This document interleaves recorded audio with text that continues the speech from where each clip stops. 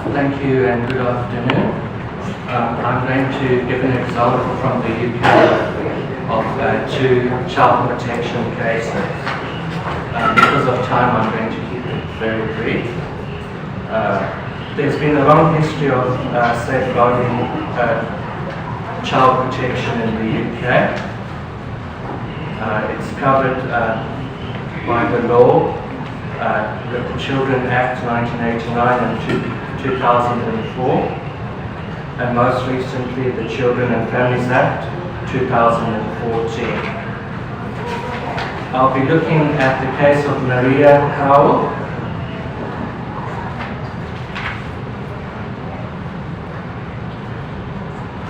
As you can see by this headline, it says social worker booed at Brighton inquiry. The facts about this case were Maria Cowell died on the 6th of January 1973, aged 7.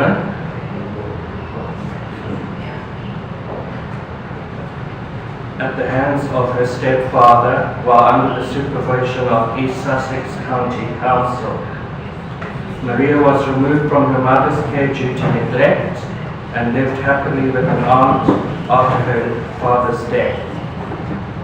Was returned to her mother at the mother's request, despite warnings of abuse and 30 calls to social services from neighbours. She remained in a violent household.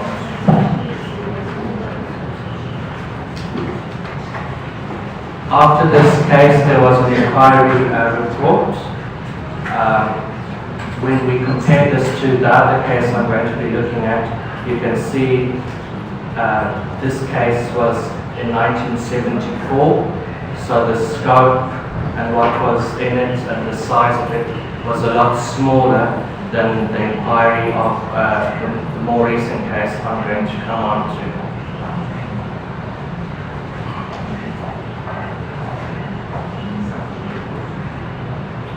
The next case I'm looking at is a more recent one. It's to do with Victoria Clumby. After this case, a lot changed in how we practice and the law as well. These are some of the headlines in the press, like for example, the comment in the Daily Mail lead on 29 January was fairly typical. 20 years ago, Britain was shocked when 7-year-old Maria Cowell was beaten to death by the stepfather.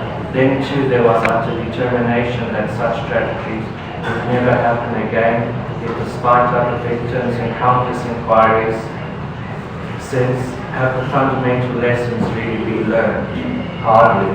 So this is the sort of negative media press that we get in the UK around child protection cases when they become scandals and after inquiries.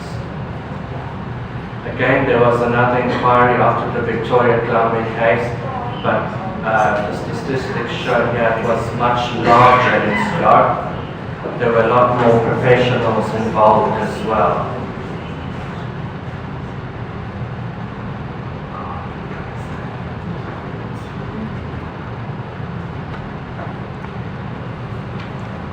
A bit of my analysis now. Social services and social workers themselves in the UK traditionally suffer from bad press.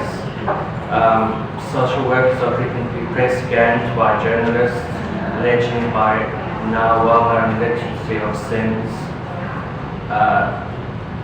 There's this point of moral panic again. Journalists regularly use the term moral panic to describe the process which politicians, commercial promoters and media habitually attempt to entice. Welfare scandals, which these two cases I've touched on were, are associated in the mass media and the public mind, have influenced the public policy in relation to child protection practice.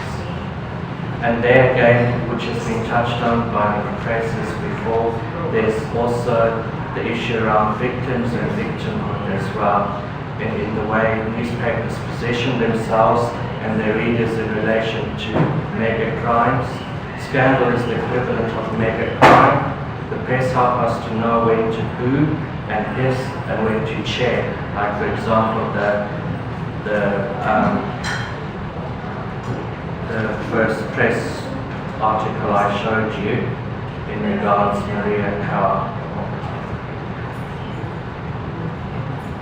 This one, social worker booed at Brighton inquiry, so the media help us in when to boo and when to hiss, basically.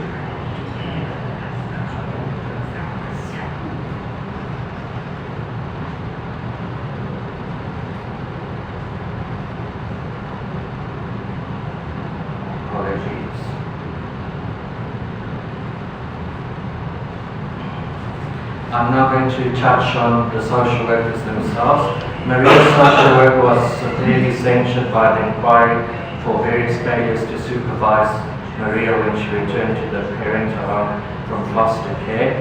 In regards to Victoria's social worker, it was said in Lord Glamon's 2003 report to have failed to notice signs of abuse. No doubt human error also played a role in these two tragedies. The cornerstone of the paradigm shift for understanding error is to take human error as the starting point of an investigation, not as the ending. The human operator is only one factor. The final outcome is a product of the interaction of the individual with the rest of the system. It could be that both social workers were burnt out and this limited resources and managerial changes didn't help in these cases.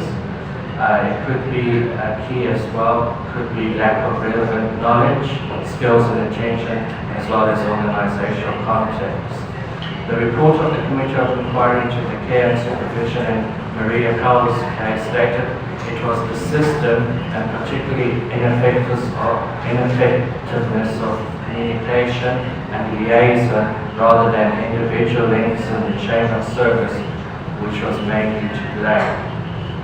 The Capranichetta report describes several agencies operating at a very low level and failing to implement the most basic elements of good practice.